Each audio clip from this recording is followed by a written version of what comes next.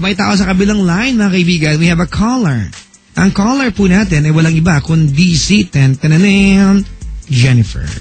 Jennifer, nasan ka? Hello, Jennifer. Hello, hi, good evening po. Hi, good evening. How are you? I'm trying to be okay. Kasi English din. Kinabahan ako bigla. Oh my God, you're so fluent.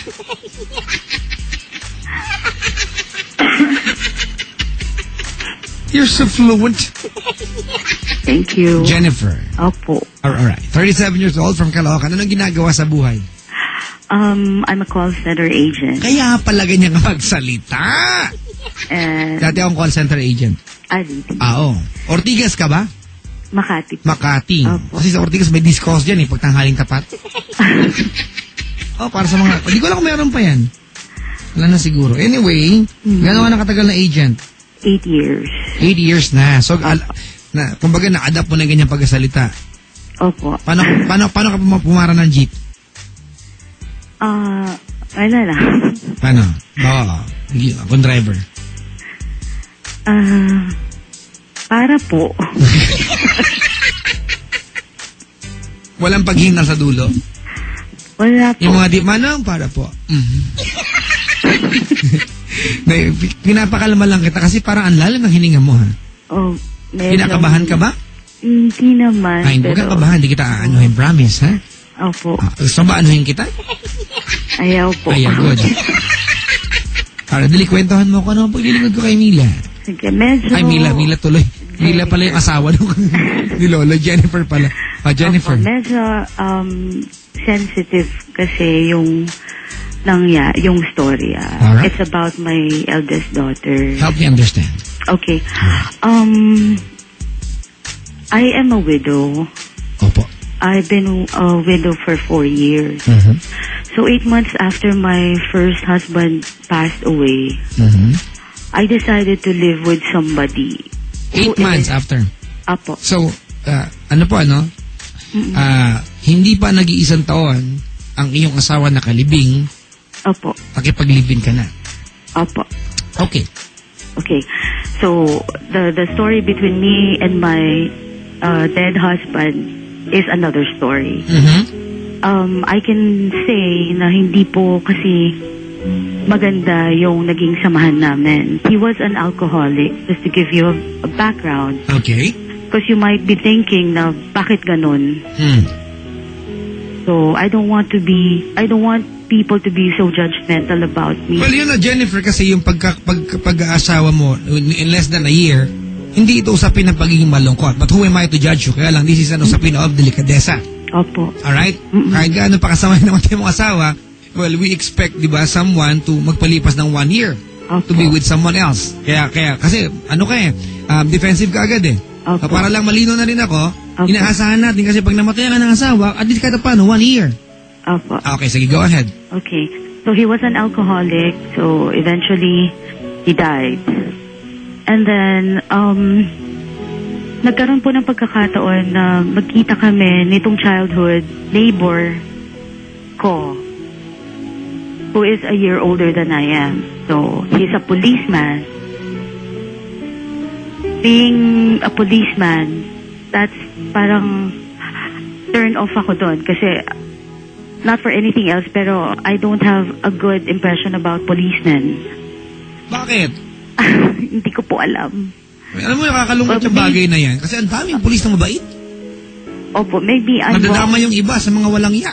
Maybe I'm wrong on that, pero I am sorry. But that's how that's your impression. I feel Okay lang, about it. Okay. Para lang po ma-establish ko, no, na dahil nga kababata ko siya, nagtiwala ako sa kanya, so we decided to live together, and we lived for 4 years. We lived together for 4 years. Okay, alright. I So, got nung it. July 19 po, nitong July 19, he texted me, nasa opisina ako, na nagagalit daw sa kanya ang mami ko at kapatid ko because may nagawa daw siya kay Kuting. Kuting is the nickname of my eldest. Akala ko pusa nyo. Kuting. So, kinabahan ako, tinawagan ko yung anak ko, and that's how I knew what went on, na natutulog yung anak ko sa kama. When I had to leave for work, dumating siya after an hour or an hour and a half. How old is the anak? 17 years 17, old. 17, dalaga ito? Opo. Okay. I have a 17-year-old daughter and a 13-year-old daughter. Oh my God. Don't tell me. And then, iyon, nagulat na lang daw yung anak ko, katabi niya ang tito niya, na hinahawakan siya on her private parts. Okay. So, nagulat yung anak ko, nagtatakbo siya sa CR, kinakatok daw siyang pilit, na may sinasabing kung ano-ano, nag-curse, nagmumura. Lasing ba itong pulis na to nung time na? Opo, dumating po siya daw ng bahay na lasing. And it's always like that. So, alcoholic din? Well, you can call him that. Maybe. He is. And then, kaya ko po nalaman, kasi yung partner ko rin po ang nag-text sa akin that he's establishing na hindi niya alam kung anong nangyayari. Na bakit parang aalis na ako ng house kasi may nagawa-gawa daw ako kay dun sa anak ko, and nagagalit sa akin si mommy and yung kapatid ko. So, pagtawag ko, tsaka ko lang nalaman. So, I had to go under time from the office and had to ask permission. Kailangan. Okay. Ano na ang estado ngayon, Jennifer? Ngayon po, ang ginawa ko, the very next day, nag-file ako ng complaint sa Camp Crame. So, teka lang, nung araw, pag-uwi mo ng bahay, wala na siya sa bahay? Wala na po siya. How did you feel going over this? Going through this na, you were, okay, wag tayo maging technical, pasamantala, okay? Opo. Anong pakiramdam mo na itong inireklamo mo ay taong you were with 40 years of your life, skin to skin? Ano pakiramdam? Describe it sa akin. At the bottom of my heart, I wanted to believe what he's telling me. Were you bargaining at that time na hindi totoo to? Nasa ganong idea ka ba? Sana hindi totoo to. Sana naginip ako. Opo, dumating po ako sa ganyang stage na... Jennifer, question. Opo. Meron ka bang disbelief nung nalaman mo to? O alam mo na meron siyang kakayahan na gawin yun? Wala po akong alam na kakayanan niyang gawin yon because, number one, our families know each other. Number two, childhood neighbors kami. We very well know each other. Number three, alagad po siya ng batas. Well, good, tama. Number four, may anak po siyang babae. Very good point of view. Okay, so that's the farthest thing on my mind. Kaso nga lang, I feel that I'm caught in between because I love both of them. You should not be caught in between, Jennifer. That's a very wrong, na sabihin mo sa akin. You're caught in between. Bakit? Kasi gusto ko... Hindi ba dapat given na mas mahal mo yung anak mo? Mahal ko po yung anak ko. Well, ando na ako. Kasi parang, when you tell me you're caught in between, hindi sa nagiging technical ako, pero parang namimili ka pa ba na dapat piliin? Anak mo to. Definitely, pinili ko po yung anak ko. Good. And I've decided to get him out of the house, all of his things, the very little thing that he... Kailan pa to nangyari? Nung 19 lang po. Nung 19 lang? July 19. Okay. Ano sabi ng Crame sa'yo? I-forward na raw po nila yung report kung saan yung kinabibilangan niya. Kasi may mga iba-iba pa po palang... Naka-duty pa rin ba yan ngayon? Ang mga kapulisan. Ngayon po naka-duty siya sa La Union. Okay, good. Malayo naman po dito sa Manila. And, I don't know, my biggest, parang pinoproblema ko, is part of me is naniniwala sa sinasabi niyang hindi niya alam ang ginagawa niya that time. So, Alright. Mamaya na ako. Go ahead. Okay. Part of me believes that. Na dahil nga kasama ko siya for 4 years. Jennifer, do you want to reconstruct your sentence?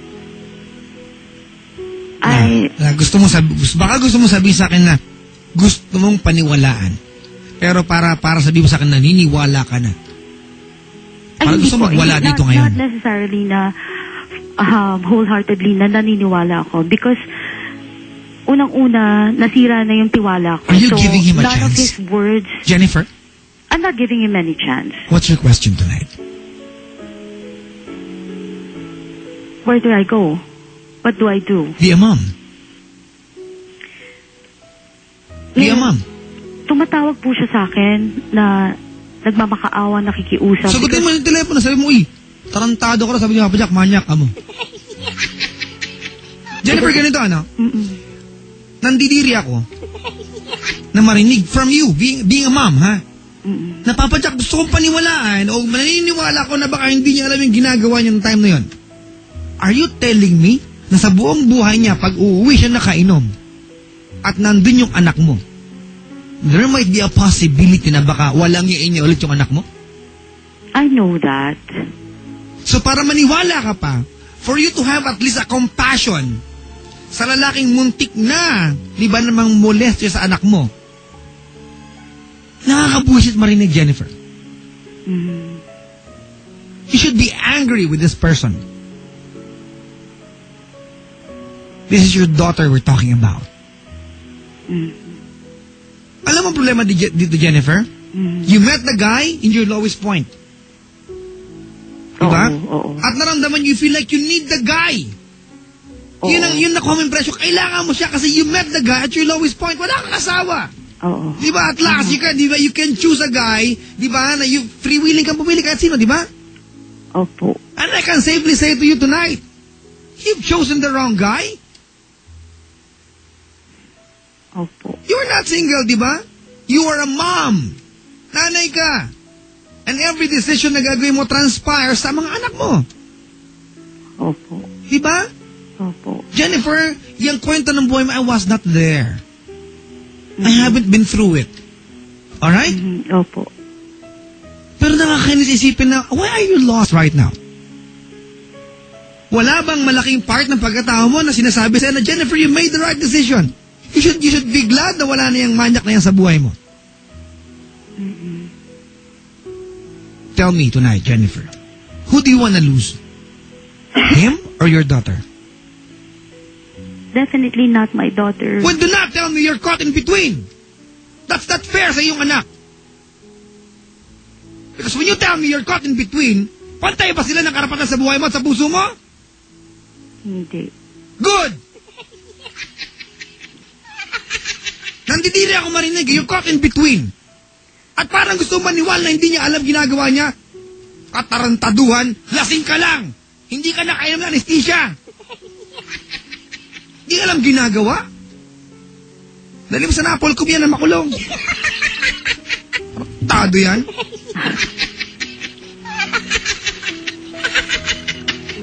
Mga kaibigan, alam nyo, I've known policemen sa buhay ko. Anak ako ng police. Alright? Nakakapikon isipin sa ating bansa, diba, para ikaw, you don't like policemen bago mo makilala ng lalaking to, diba? Opo. Because anong impression ang binigay sa atin ng mga mangilang-ilang walang yang police? Masama. But we don't know, ang daming mabuting police. Ang daming mabuting police. Diba? Dapat yung mga kinukulong yung mga hayop na yan. Diba, kawawa naman yung mabuting police, mga kawawa naman sila. Nadadamay. Opo. Ngayon diba? po nakikipag... tingin na ibabasa sa atin, ano? Jennifer, tingin na ibabasa sa atin, ang police natin, ganyan na. Because, diba, itong mga police na to, diba, nandadamay ng iba. Ako, ang dami kong kilalang police. Ang dami kong kilalang police, Jennifer. And I'm proud na kaibigan ko itong mga kilala kong to. Opo. But they're good people. Alam mo nakakalungkot na part? Bago mo siya naging nakalibin, Jennifer, pangit ang iyong impression sa kanila, diba? Opo. And it's proven you right. Tama, mali? Tama po. Ano ngayon ang impression ng Jennifer sa mga polis? Pwede times 2, mas lumala, di ba?